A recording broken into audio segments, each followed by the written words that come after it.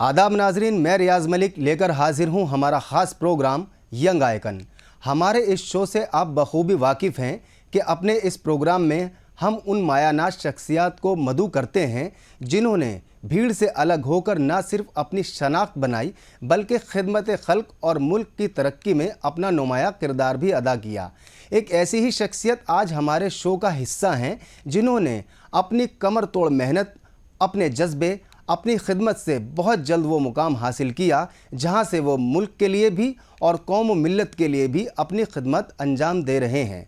हमारे साथ हैं उत्तराखंड वक्फ बोर्ड के चेयरमैन जनाब शादाब शम्स साहब। शादाब साहब, हमारे शो में आपका बहुत बहुत इस्तकबाल है। शादाब साहब, आप देहरादून से ताल्लुक़ रखते हैं, जाहिर सी बात है वहाँ से ताल्लुक़ रखते हैं तो आपकी इब्तदाई तालीम भी वहीं से हुई और आगे की तालीम का सफ़र भी आपने वहीं से किया। क्या आपने कभी सोचा था कि आप हिंदुस्तानी सियासत का हिस्सा बन पाएंगे और मौजूदा सियासत में आपका अमल दखल होगा? बचपन से देहरादून में एक चिल्ड्रन स्कूल नाम से मेरा स्कूल हुआ करता था। बचपन में वहाँ पढ़ते थे, हमारे साथ के बच्चे सब आफ्टर 12 सब अपने अपने कोर्सेज पे चले गए। हम भी अपने फील्ड में आ गए। मैंने आर्किटेक्ट किया, इंटीरियर डिजाइनर, इंटीरियर डेकोरेटर। और हमें लगा कि जो परंपरा के तहत हमारे काम चलते थे देहरादून के अंदर, जितने इंग्लिश मीडियम स्कूल्स इनका जो बनाया गया है, इसका कंस्ट्रक्शन वर्क हमारे फोर फादर वगैरह ने किया है पुराने वक्त से। ये काम कंस्ट्रक्शन लाइन में हम लोग, तो हमें था कि चलो उसी फील्ड को आगे बढ़ाएं। वालिद साहब हमारे सियासत में थे और तो संजय गांधी जी के साथ वो रहे यूथ कांग्रेस, वहां से उनका सियासी सफर शुरू हुआ। उसके बाद वो यहाँ के जो लोकल पॉलिटिक्स है, लोकल पॉलिटिक्स का हिस्सा रहे। 17 साल स्टार्टिंग में प्रधान रहे देहरादून ISBT, जहाँ पे वो कभी माजरा गांव हुआ करता था, उस गांव के अनबीटन प्रधान रहे 3 योजना तक। जिला परिषद के उपाध्यक्ष रहे, पंचायत सदस्य रहे कई बार, और अच्छी पॉलिटिक्स उन्होंने अपने जमाने में की। तो हमने कभी नहीं सोचा था। हाँ, उनके पास लोग आते थे, हम देखते थे लोग काम कराने आते हैं, सुबह से शाम तक भीड़ लगी रहती है, लेकिन ये नहीं सोचा था कि हम भी कभी सियासत में जाएंगे। लेकिन उनकी अचानक उन्होंने तय किया कि वो अब सियासत से दूर हो रहे हैं, और लोगों का सिलसिला जो घर आने का था वो चलता रहा। तो उनके काम होते थे, तो उनके काम को लेके फिर कहा जाता था कि भाई आप जाइए, आप बड़े हैं, आप जाइए जरा देखिए। तो हम थाना चौकी वगैरह वहां जाने लगे। वो करते करते करते करते खुद भी पता नहीं चला कि हम सियासत में कब एंट्री हो गई और राजनीतिक शुरुआत हो गई। अच्छा, क्योंकि जाहिर सी बात है कंस्ट्रक्शन लाइन में बिज़नेस था फैमिली का, और कुछ जो आपने अभी तस्करा किया कि थोड़ा बहुत जो है सियासत में रहते थे और आपका कोई इंटरेस्ट नहीं था, लेकिन साथ रहते रहते फिर एक जहन आपका बनता चला गया। अब मैं आपसे जानना चाहूँगा, जब ये जहन साजी आपकी हुई कि नहीं अब मुझे सियासत की ही तरफ रुख अपना इख्तियार करना चाहिए, तो आपके सामने, क्योंकि हिंदुस्तान भर में मुख्तलिफ़ सियासी पार्टियाँ हैं, नेशनल पार्टी के तौर पे कांग्रेस हमेशा रही है, बीजेपी फिर अपने वजूद में आकर और फिर धीरे धीरे बढ़ती चली गई। क्या आपने शुरू से ही सोचा था कि मुझे बीजेपी में ही जाके अपना पूरा ताकत दिखानी है, या पहले से ही आप कुछ और किसी दूसरी पार्टी से जुड़ना चाहते थे? मैं एक्चुअली क्योंकि वालिद साहब कांग्रेस में थे, तो हमें था कि कांग्रेस वाली लाइन को हम बहुत बारीकी से और बहुत गहराई से देख चुके जी। तो हमें था कि कुछ अलग करके देखते। मेरी पहली ज्वाइनिंग इंडियन यूनियन मुस्लिम लीग में, और GM बनात वाला साहब के साथ, ये अहमद साहब के साथ मैं नेशनल सेक्रेटरी रहा। जी। पहले नेशनल एग्जीक्यूटिव मेंबर रहा, फिर सेक्रेटरी रहा। फिर वहां से मुझे उत्तराखंड का प्रभार दिया गया। उत्तराखंड में हमने मुस्लिम लीग को खड़ा किया, इंडियन यूनियन मुस्लिम लीग को, और यहाँ हमने लगभग 13 सीटों पे चुनाव लड़वाए, विधानसभा के पार्टिसिपेट किया। फिर हमें लगा कि ये वाली लाइन कुछ ज्यादा अलग जा रही है, और कहीं ना कहीं जो लाइन आती है कि नहीं, हम जो बटने वाली लाइन है वो कहीं ना कहीं दिखाई दे रही है। उसके बाद कांग्रेस के बहुत सारे लोग जो वालिद साहब के भी साथी थे, उन्होंने कहा नहीं, आपको कांग्रेस में होना चाहिए, आप हमारी लाइन पे। मैं लगभग 6 महीना भर के लिए, साल भर के लिए लगभग, मैं 1 साल के लिए लगभग मैं कांग्रेस में भी रहा। प्रदेश के सचिव पद की जिम्मेदारी मुझे कांग्रेस में मिली, लेकिन मुझे लगा कि नहीं, यहाँ पॉलिटिक्स नहीं हो पा रही है, सियासत नहीं हो पा रही है। उसके बाद फिर मैंने 14 साल पहले भारतीय जनता पार्टी की सदस्यता ली, और फिर बीजेपी की लाइनअप से हम लोगों ने स्टार्ट किया। 14 सालों से भारतीय जनता पार्टी की सियासत कर। 14 साल देखा जाए तो एक बहुत तवील अरसा भी है, और जिस मुकाम पे आज आप माशाल्लाह हैं वो उसको हम मुख्तसर अरसा भी कह सकते हैं। और 2021 में ही आपको अक़लियती महाज़ के ज़रिए मगरिबी बंगाल का इंचार्ज भी बना के भेजा गया था, उसके पे भी थोड़ा सा रोशनी डालें। देखिए, पार्टी ने मैं भी भारतीय जनता पार्टी के अंदर उत्तराखंड में पिछले 14 सालों से मीडिया की जिम्मेदारी मेरे पास है। 2 बार प्रदेश का प्रवक्ता रहा हूँ, जी एक बार सह मीडिया प्रभारी रहा हूँ, और पार्टी ने कभी खाली नहीं छोड़ा। जी इससे पहले प्रधानमंत्री 15 सूत्रीय कार्यक्रम के उपाध्यक्ष के रूप में राज्य मंत्री का दर्जा मेरे पास रह चुका है पिछली अपनी सरकार में, जी और इस बार पार्टी ने वक्फ बोर्ड के अध्यक्ष के रूप में जिम्मेदारी दी। मेरा हमेशा से मानना है, और मैं बहुत साफ मन से, क्योंकि साफ सुथरी लाइन है और साफ मन से मैं बात करता हूँ। मजबूत मुसलमान हूँ, अल्हम्दुलिल्लाह, इसके ऊपर मुझे फक्र है। और मेरा यकीन है कि जब तोलेंगे अमल सबके मीजान पर, तब जी खुलेगा कि खोटा खराब होने। आज आप तय नहीं कर सकते। आज बदकिस्मती ये है कि कुछ कौम के ठेकेदार ये तय करने बैठ जाते हैं कि कौन जन्नती कौन दोस्त, ये जी सही चल रहा है या गलत चल रहा है, ये अल्लाह का काम है। मेरी गुजारिश है लोगों से, कम से कम ये खुद तय न करें, अल्लाह को तय करने दें, बाद में तय होगा। जी या आपके अमाल, आपके किरदार और हमारे किरदारों में बेहतर किरदार किसके थे, तो वहां जब मामला तय होंगे तब खुलेंगी। जी मेरा मानना है कि हर चीज का, हर खेल का एक प्रोफेशनल तरीके से उसके कुछ रूल्स होते हैं। हर खेल का कोई तरीका होता है, और मेरा मानना है कि जैसे हम फुटबॉल खेलते हैं, तो फुटबॉल खेल कैसे खेलते हैं, उसके रूल्स हैं। और फुटबॉल को पैर से खेला जाता है। अगर फुटबॉल में आप हाथ लगाएंगे तो क्या हो जाएगा, जी फाउल हो जाएगा, सामने पेनल्टी मिल जाएगी। जी दूसरा गेम मान लीजिए कि वॉलीबॉल होता है, वॉलीबॉल के रूल्स हैं। वॉलीबॉल में अगर आप पैर लगाएंगे, हाथों से खेला जाता है वॉलीबॉल, बास्केटबॉल, उसमें पैर लगाएंगे तो फाउल हो जाएगा।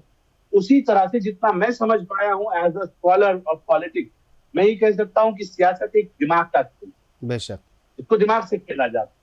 इसमें दिल लगाएंगे तो फाउल हो जाएगा। बेशक मस्जिद, मंदिर, गुरुद्वारे, ये सारे के सारे, यहाँ दिमाग की जरूरत नहीं होती, यहाँ दिल की जरूरत। जी जब आप मस्जिद जाएं, अल्लाह की बारगाह में जाएं, तो आप दिमाग को बाहर रख दीजिए और दिल से ऊपर वाले के सामने रोइए, ईश्वर के सामने रोइए, उनसे अपनी गलतियों की माफी मांगे, जो मांगना है ऊपर वाले से। आज जी दिक्कत इस बात की आ रही है, देश का मुसलमान जब सियासत की बात करता है तो सियासत में दिल लगा, जी और जहां दिल लगाना चाहिए वहां दिमाग लगा। जी और ये सबसे बड़ा पॉइंट हम लगातार पेनल्टी कर रहे हैं। हमारी समझ में नहीं आ रहा है कि आज हमारे हालात बुरे क्यों हैं, हम गलत ट्रैक पे क्यों जा रहे हैं। भाई, सियासत दिमाग का खेल है, और इस दिमाग के खेल में दिमाग के तरीके से ही चलना पड़े। मैंने एक शेर का पोस्टमार्टम करके शेर बनाया, खुदी को कर बुलंद इतना, चढ़ जा जैसे तैसे, खुदा बंदे से खुद पूछे चढ़ तो गया, बता उतरेगा कैसे। जी जो आदमी ये न जाने वो सियासत नहीं जान सकता। सियासत में सियासी लोग रहे, इमामत की जगह इमाम रहे। दिक्कत ये हो रही है कि इमाम यहाँ सियासत में लीड करना चाहते हैं, वो बड़ी दाढ़ी टोपी रख के कहते हैं हम सियासत भी करेंगे, और जो सियासी लोग हैं वो मस्जिदों में घुसते हैं, वो कहते हैं हम इमामत भी करेंगे। तो कॉन्फ्लिक्ट पैदा हो गया। आज मुसलमान की समझ में नहीं आ रहा है कि हम किधर जाएं। आज जो हक बात है, जो सच बात है, उसे कहने के लिए हम तैयार नहीं। औकाफ की बात आती है, औकाफ सदके, ज़कात, खैरात का पैसा है, यतीमों का, मिस्कीनों का, बेसहाराओं का, बेवाओं का, बहनों का, बेटियों का, इनका हक था वो। लेकिन था कौन रहा है? चंद लोग, चंद मुतवल्ली, चंद कौम के ठेकेदार, चंद जिम्मेदार, और ऐसे आपा पीट रहे हैं हमदर्दी का, मोहब्बतों का, जैसे इनसे अच्छा, इनसे बड़ा सखी और इनसे बड़ा वली कोई नहीं होगा। लेकिन सच्चाई ये है कि जो लोग आपा पीट रहे हैं, वो सब लोग औकाफ के कहीं ना कहीं मुजरिम हैं। उन सब का कहीं ना कहीं औकाफ की प्रॉपर्टियों पे कब्जा है, कहीं ना कहीं औकाफ के बेनिफिशियरी हैं, इसलिए आपा पीट। औकाफ के जो पूरी फहरिस्त है। आपने औकाफ का जिक्र किया, माजरत चाहूँगा, बीच में रोकूंगा। उत्तराखंड वक्फ बोर्ड के आप चेयरमैन भी हैं, और जब इलेक्शन हुआ तो आपकी मुखालफत भी किसी ने नहीं करी, और इतना ही नहीं, अपोजिशन के 4 लोगों ने आपको वोट भी डाला। तो ये सब कैसे हुआ? मतलब अपोजिशन के लोग भी आपके लिए हक में थे? ये मेरी खुशकिस्मती है। मेरा मानना है कि आपका किरदार, जो मुझे ना जानता हो वो मुझसे नफरत करे, ये चलता है। लेकिन जो मुझे जानता हो, अगर मेरा किरदार अच्छा है तो मुझे ये भरोसा है अपनी ऊपर वाले की जात पे और अपने किरदार पे कि वो मुझसे नफरत नहीं करता। जी ये इस्लाम है। अपने हुस्ने अखलाक से, अपने हुस्ने सुलूक से आप लोगों का दिल जीते। आज अगर लोग हमसे नाराज हैं, उसके पीछे जिम्मेदार हम हैं, दूसरा नहीं है कोई। और अपने आप को वो जिम्मेदार बता रही है कि हम जिम्मेदार हैं कौम के, तो मुझे लगता है कि कहीं ना कहीं कुछ दिक्कतें जरूर हैं। मेरा हमेशा से एक साफ ट्रैक रहा है कि मुझे जो बोलना है मैं बेबाकी से जरूर बोलता हूँ। और इसलिए उत्तराखंड के अंदर जब हमें जिम्मेदारी मिली, हमने कहा कि वो इस्लाम जो ये कहता है कि किसी की जमीन के ऊपर अगर डिस्प्यूट है तो वहां मस्जिद नहीं बनाई जाती, बेशक, बना भी देंगे तो नमाज नहीं होगी बिल्कुल, वहां। मैं ये मानता ही नहीं हूँ कि मुसलमान, इस्लाम का मानने वाला, अल्लाह का मानने वाला कभी किसी दूसरे भाई से लड़ सकता हो। बिल्कुल लड़ने की गुंजाइश नहीं है, क्योंकि इस्लाम तो फितनों की और इस तरह के मामला की इजाजत नहीं देता। इस्लाम तो ये कहता है कि लकुम दीनुकुम वलिय दीन। मेरे नबी ने फरमा दिया तुम्हारा दीन तुम्हारे साथ, मेरा दीन मेरे साथ। दीन में बहसबाजी नहीं हो सकती, कोई मतलब ही नहीं है। जो आप ठीक है भाई, आपको मुबारक, मेरा दीन मेरा मुझे मुबारक, आप अपने हिसाब से चलिए, मैं अपने हिसाब से। लड़ाई का कॉन्फ्लिक्ट नहीं होना चाहिए। हम बिल्कुल, एक मुल्क में रहते हैं, हम एक साथ रहते हैं, एक दूसरे के दर्द को समझ नहीं पा रहे हैं, एक दूसरे की बात नहीं समझ पा रहे हैं। वो इस्लाम जो ये कहता है 7 घर आगे 7 घर पीछे 7 घर दाएं 7 घर बाएं, अगर कोई बच्चा भूखा है तो आपका खाना आपके ऊपर हराम हो जाता है, आपके बच्चों पे हराम हो जाता है। वो इस्लाम के मानने वालों को आज लोग शक की निगाह से देख रहे हैं। मुझे लगता है अल्लाह के इस्लाम को कोई शक की निगाह से नहीं देखता। यकीनन ये मुल्ला का इस्लाम ही जिसे शक की निगाह से देखा जा रहा है, क्योंकि इस्लाम इतना खूबसूरत मजहब है। वो दोस्तों का हक अलग देता है, रिश्तेदारों का हक अलग देता है, अहबाबों का, अपने करीबियों का हक अलग देता है। लेकिन हालात ये है कि हक का पता ही नहीं है किसी को। हक हराम के पैसे जेब में लेके घूम रहे हैं और ये पूछ रहे हैं कि हलाल गोश्त कहाँ मिलेगा। तो मैं ये मानता हूँ पूरी दुनिया में कहीं नहीं मिलेगा जब तक आपके पैसे हलाल नहीं होंगे, आपकी नीयत साफ नहीं होगी। आज मुसलमानों को जो ठेकेदार हैं, आम मुसलमान बहुत अच्छा है, वो बेचारा कंफ्यूज है, बार बार परेशान हो जाता है, बार बार उसे डराया जाता है। डरा कौन रहे हैं? रहनुमा डरा रहे। वो कौम जिसको कहा जाता था कि अल्लाह की अलावा वो कौम किसी और से नहीं डरती, अल्लाह के अलावा वो गैरुल्लाह से नहीं डरती, उस कौम को अल्लाह गैरुल्लाह से डराने, सिर्फ अल्लाह से वो कौम नहीं डरी। आज ये हालात बनाती है। हमारा मानना है, हमारा यकीन है, दुनिया में एक सूखा हुआ पत्ता भी पेड़ से तब गिरेगा जब मेरा अल्लाह चाहेगा। और मेरा यकीन है कि देश में अगर मोदी सरकार आई तो लाने वाले मेरे अल्लाह। अच्छा, अगर देश के अंदर जो हालात चल रहे हैं, जो माहौल गुजर रहा है, इसके पीछे आधी अधूरी लाइनें कोट करते हैं कि ऐसा हो गया इसलिए भला बादशाह मुसल्लत हो गया। अरे अमाल खराब है, अमाल सही करो, बेसिक लाइन पे आओ। अगर हमारे अमाल सही हो जाएंगे तो इंशाल्लाह सिस्टम सही हो जाएगा। बेशक बेशक। अच्छा, क्योंकि आप उत्तराखंड वक्फ बोर्ड के चेयरमैन हैं और इस बात में कोई दो राय ही नहीं है कि आप एक मजबूत चेयरमैन हैं। साल 2000 तक उत्तराखंड में जो वक्फ प्रॉपर्टी का एक अंदाज़ा है वो तकरीबन 1.5 लाख करोड़ की उसकी कीमत थी, जो अब बढ़ के शायद और बहुत ज़्यादा हो गई होगी। क्या उत्तराखंड की वक्फ प्रॉपर्टीज पर भी कहीं नाजायज कब्जा आपने देखा है? उत्तराखंड की प्रॉपर्टीज के ऊपर पहले तो लगभग बहुत ज्यादा प्रॉपर्टीज उत्तराखंड में नहीं है। लगभग 5,000 के करीब प्रॉपर्टीज हैं, 2200-2300 वक्फ। जी जी। हमारे पास पूरा रिकॉर्ड भी नहीं है औकाफ का, जो इतना बड़ा खेल, इतनी बड़ी लूट औकाफ में हुई है। ये तो चोरी का, जितना मैं 2 साल में समझ पाया हूँ, भ्रष्टाचार का सबसे बड़ा अड्डा अगर कोई है तो वक्फ बोर्ड है। वक्फ बोर्ड में लुटेरे बैठे हैं। वक्फ बोर्ड का अध्यक्ष कोई आता है तो सबसे पहली लाइन ये होती है, भाई बताओ खाया कैसे जाएगा, मलाई कैसे निपटाएं, मलाईदार पद। वक्फ बोर्ड में जो नॉमिनेट होकर सदस्य आते हैं, चाहे वक्फ बोर्ड के पुराने हमारे अधिकारी कर्मचारी रहे हों, चाहे मुतवल्ली रहे हो, सबका धंधा टूट मार करना है। और वक्फ बोर्ड सबसे बड़ा भ्रष्टाचार का अड्डा है। बस भ्रष्टाचार करता कैसे? जानबूझ के अपने आप मुकदमे हारता है।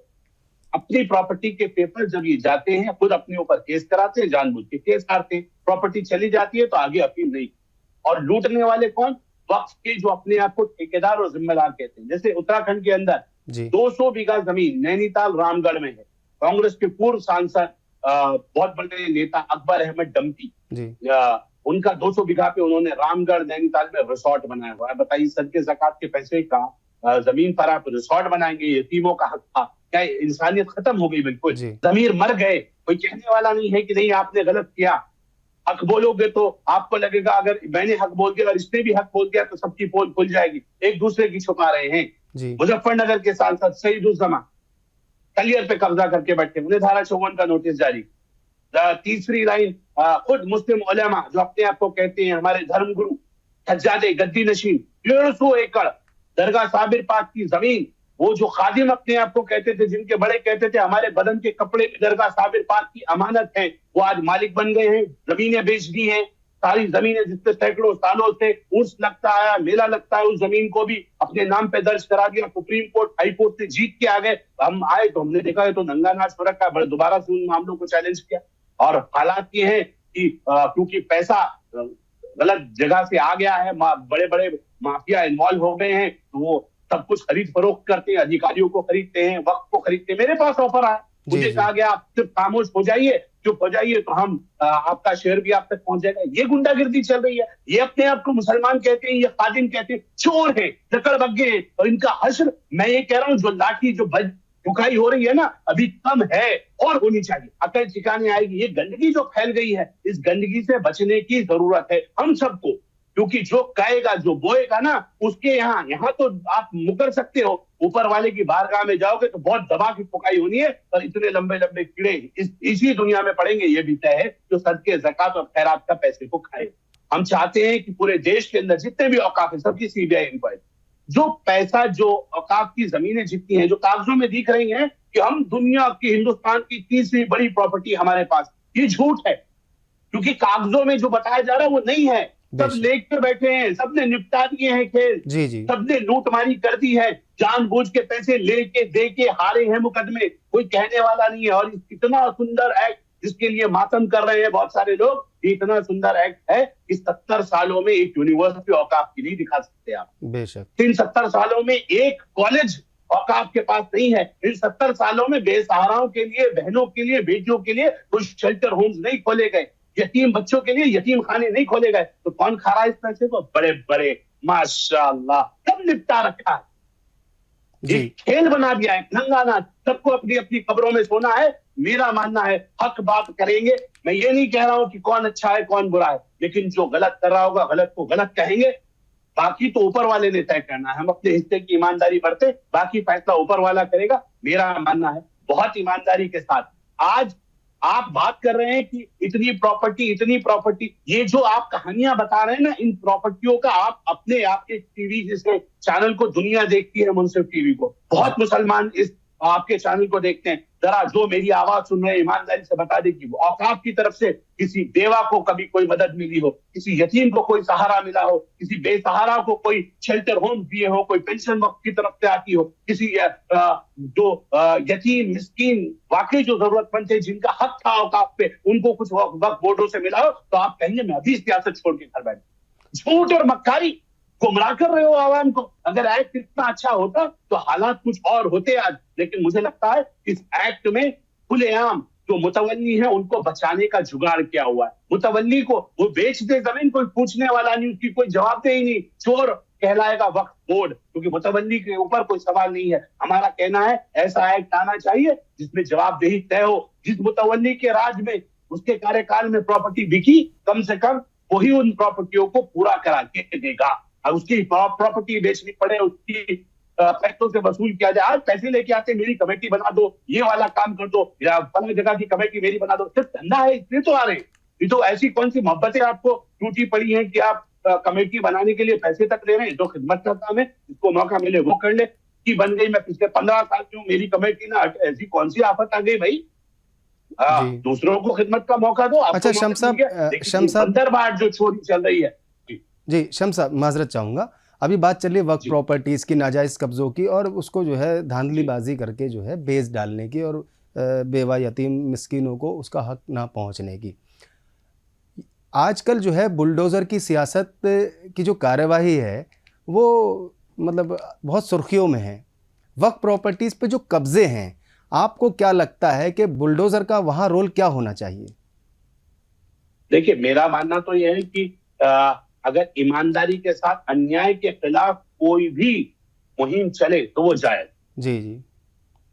और अच्छे काम के खिलाफ कोई भी मुहिम चले वो ना जायज। आप हथौड़ी चलाओ या बुलडोजर गलत आदमी के खिलाफ चलाओगे तो बिल्कुल जायज, और अच्छे आदमी के खिलाफ आप जबान भी चलाएंगे तो मुझे लगता है वो भी ना जायज। ईमानदारी पे आइए ना, हक पे आइए। हक बात होगी तो बात को कहेंगे। आज मैं ये कह रहा हूं कि जब ये कहते हैं कि जब दुनिया में लोग नाहक पे आ जाए मोमिन वो जो, तब भी हक बोले, ये हो ही नहीं रहा है। हो जी ये रहा है, सबको मालूम है प्रॉपर्टी है किसके पास है, औकाफ की इतनी प्रॉपर्टी है, इसके मालिक कौन है, कोई 35,000 करोड़ की जमीन पे बैठा है, कोई 10,000 करोड़ की जमीन पे बैठा है, कोई 15,000 करोड़ की जमीन पे बैठा है। अरे इस फर्म को जिसके लिए वाकिफ ने वक्त किया था, उसे तो 1,000 रुपए कहीं से नहीं मिल रहे, उसे तो 10,000 रुपए कहीं से नहीं मिल रहे, उसके बच्चों को तो कहीं अच्छी एजुकेशन नहीं मिल रही है। मुझे लगता है कि आज हम सबको अपनी अपनी चीजों में बदलाव की जरूरत है और हिकमत से, सलाहियत से आगे बढ़े, जज्बातों में ना आए। क्योंकि अगर मेरे नबी ने फरमाया था कि हिंदुस्तान से मुझे अमन की खुशबू आती है, मुझे यहाँ सुकून के हवा के झोंके, ठंडी हवा के झोंके आए थे, तो वो कहते हैं मेरे नबी के लबों पे भी आया था मेरे मुल्क का नाम, यहाँ वफा है यही आपका इशारा था, फकत मुझे ही नहीं मेरा मुल्क जान से अजीज, मेरे नबी को भी हिंदुस्तान प्यारा था। ये वो हिंदुस्तान है के बारे में नबी अकरम सल्लल्लाहु अलैहि वसल्लम ने कहा कि खूबसूरत मुल्क है। तो खूबसूरत मुल्क नहीं हो सकता, मेरे नबी की बात झूठी नहीं हो सकती, कहीं बेशक ना कहीं कभी हमारे किरदारों में रह गई, हम दूसरों पे उंगली उठा रहे हैं, हमें अपने किरदारों को सही करने की जरूरत है। और बेशक। इंशाअल्लाह जिस दिन हमने अपने किरदार सही कर लिए उस दिन हालात कुछ और। आप मॉडर्न मदरसा पे भी बात करते हैं कि मॉडर्न मदरसे को लेकर भी आपकी एक अच्छी खासी प्लानिंग तैयार है, क्या करना चाहते हैं मॉडर्न मदरसे के जरिए? देखिए मेरा मानना है, मदरसा एक अरबिक वर्ड जिसका हिंदी अनुवाद विद्यालय होता है इंग्लिश में स्कूल के। जी जी जब अरब में बच्चा स्कूल जाता है वो कहता है mom I am going to madrasa, तो जी बहुत अच्छी बात है। तो मेरे हिंदुस्तान के बच्चे, मेरे भारत के बच्चे और खासकर मुस्लिम बच्चे जो मदरसों में पढ़ते हैं, वो हिंदुस्तान की पढ़ाई से महरूम क्यों रह जाए? भाई जी ये स्कूल है, इनको स्कूलों की तरह चलाएंगे और इनको मॉडर्न बनाएंगे। मेरा मानना है कि आज भी ठंड में नीचे पट्टों पे बैठ के मेरे बच्चे पढ़ रहे हैं कि आज दुनिया चांद पे पहुंच रही है, मार्स पे पहुंच रही है, मेरे बच्चे आज भी पट्टों पे बैठे हैं। ये शर्म की बात नहीं है हमारे लिए, इस कौम के रहनुमाओं के लिए, इस कौम के जिम्मेदारों के लिए। इसलिए हमने तय किया कि हम मदरसों का मॉडर्नाइजेशन करेंगे और अल्हम्दुलिल्लाह मुझे कहते हुए खुशी हो रही है, एक मॉडर्न मदरसा हमने देहरादून में बना खड़ा कर दिया है, जिसमें हमने इलेक्ट्रॉनिक बोर्ड्स लगाए हैं। उन बोर्ड्स के ऊपर स्मार्ट बोर्ड्स हैं, उन बोर्ड्स के ऊपर दुनिया मुट्ठी में होगी, इंटरनेट से वो चलेंगे, उसी के ऊपर लिखेंगे हम, हमारे बच्चे टैब के ऊपर पढ़ेंगे, मॉडर्न फर्नीचर होगा, मॉडर्न ड्रेस होगी और मेरे बच्चे हाफिज कुरान भी बनेंगे ना। हाफिज कुरान के साथ साथ वो डॉक्टर भी बनेंगे, इंजीनियर भी बनेंगे, फिलोसोफर भी बनेंगे। और मैंने कहा कि मेरे बच्चे यहाँ संस्कृत भी पढ़ेंगे और संस्कृत सारी जबानों की कदीमी जबान है। हमने कहा हमारे बच्चे संस्कृत भी पढ़ेंगे और श्री राम को भी पढ़ेंगे। श्री राम को क्यों ना पढ़े? क्या श्री राम जैसा किरदार, मैं ये कह रहा हूँ कि अल्लामा इकबाल ने कहा कि है राम के वजूद पे हिंदुस्तान को नाज, अहले नजर समझते हैं उनको इमाम हिंद। इमाम किसे कहते हैं? इमाम उसे कहते हैं जिसकी इताअत करते हैं, जिसको फॉलो करते हैं। और अल्लामा इकबाल को कहा जाता था अल्लामा इकबाल बहुत बड़े वली अल्लाह हैं। और अगर एक वली अल्लाह कह रहा है, इमाम कह रहा है श्री राम को, तो मुझे लगता है कि इससे बड़ी बात नहीं हो सकती। अच्छा शादाब साहब, मैं माजरत चाहूँगा, राम जी का जिक्र चला, अल्लामा इकबाल का जिक्र चला, ये मेरा आखिरी सवाल भी होगा, वक्त हम नज़दीक पहुँच रहे हैं प्रोग्राम के अख्तिताम की तरफ। आप अपना डीएनए औरंगज़ेब का नहीं बताते, मुग़लों का नहीं बताते, या दूसरे बाहरी जो लोग यहाँ आकर काबिज़ हुए उनका नहीं बताते, आप अपना डीएनए बताते हैं कि मेरा डीएनए राम जी से ताल्लुक़ रखता है। इस पे हमारे नाजरीन के लिए शम्स साहब अपना डीएनए राम जी का बताते हैं, चलते चलते अपनी बात। देखिए हिंदुस्तान, हम अरब नहीं, हम अफगान नहीं, हम मुगल नहीं, हम मंगोल नहीं, हम हिंदी हैं। अरब जाते हैं वो पूछते हैं अंता फी हिंदी, हम कहते हैं हाँ हिंदी, हम फख्र से कहते हैं हम हिंदी है। ये जो आक्रांता आए, मुगल आए, बाबर आया, अकबर आए, औरंगजेब आए, हमारा इनसे कोई रिश्ता नहीं है, हमारा खून का रिश्ता नहीं है, हम बाहरी नहीं है, हम हिंदुस्तानी हैं। और हमने हिंदुस्तान में इस्लाम को कबूल किया, हमने कहा कि हम अल्लाह और उसके रसूल पे ईमान लाते हैं, हम आ गए। लेकिन हमने अपना मजहब बदला, अपने बड़ों को नहीं बदला। हम, हमारे बड़े वही हैं और इसलिए हमने कहा कोई भी बाप, आप ही बाप है, मैं भी बाप हूँ, कोई बाप नहीं चाहेगा कि उसकी बेटी और बेटा औरंगजेब जैसा बने, जो उसको सलाखों के पीछे डाल दे।